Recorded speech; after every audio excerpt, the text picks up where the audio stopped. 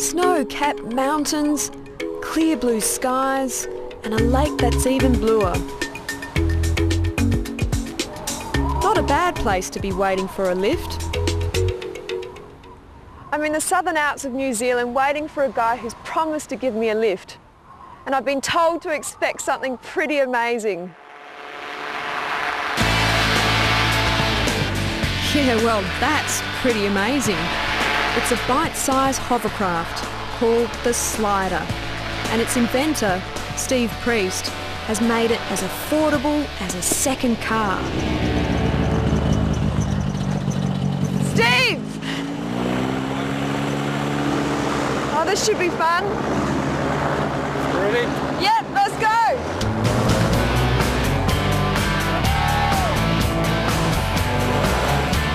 The Slider is the real thing. A hovercraft that's just as home on land as it is on water.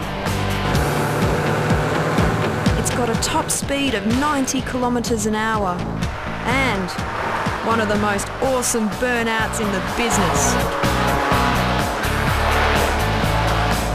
You're free from the ground, you're flying in a way, and as long as you get used to the fact you're not always pointing in the direction you're travelling, it's great. So it's a freedom that most other vehicles don't have. Steve's obsession with hovercraft began as a 12-year-old. He built one at age 17, and soon afterwards he started racing them. I was involved with the hovercraft club scene for many years. I used to race my hovercraft and go on trips with various other club members. And generally the hovercraft were noisy, unreliable, and they looked real ugly.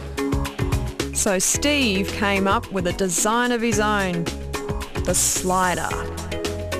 So Steve, take us through some of the features of the Slider. How does it all work? Well, the driver will sit right there on the passenger seat, handlebar steering, twist grip throttle, just like a motorbike. That controls the engine. We have a 55 horsepower engine sitting in there. That's a German engine that we import, and that drives your thrust fan.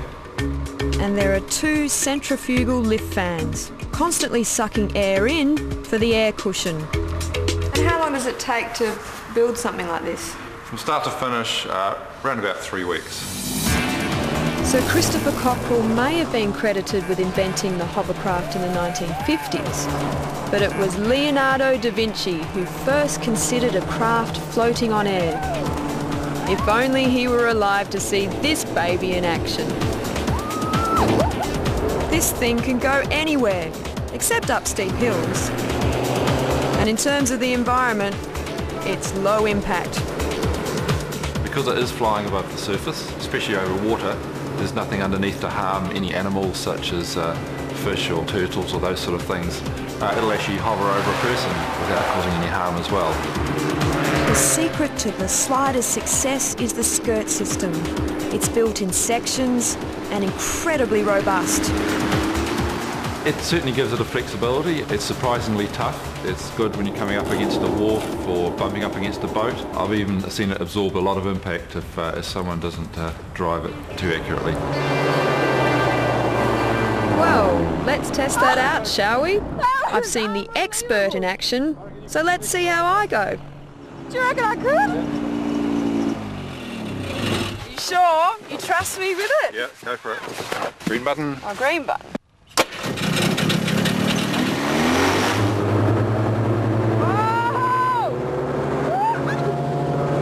The Slider is ideal for recreational pursuits. In NZ, you'll need a boat licence to drive one on water. The Slider costs 35,000 New Zealand dollars. That's about 32,000 Australian. But can it handle a novice like me?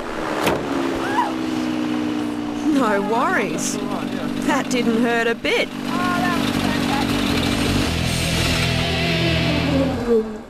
Well, after spending a bit of time on this thing, I now know why it's called the Slider. And if I can drive this, anyone can.